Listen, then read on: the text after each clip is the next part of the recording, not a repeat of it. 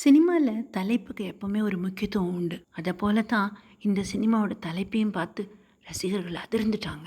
அது மட்டுமல்ல, உடனே நீக்குமாறு தயாரிப்பு நிறுவனத்திற்கு நூற்றுக்கணக்கான கடிதமும் எழுதியிருக்காங்க.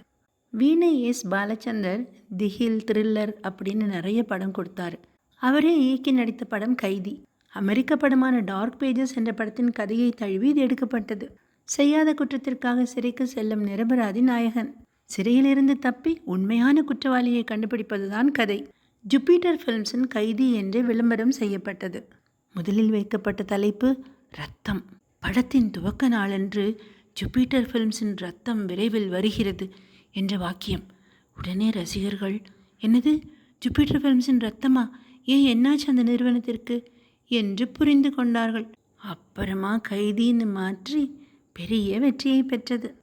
ஒரு வாக்கியம் எப்படியெல்லாம் வேலை செய்யுது இல்லையா?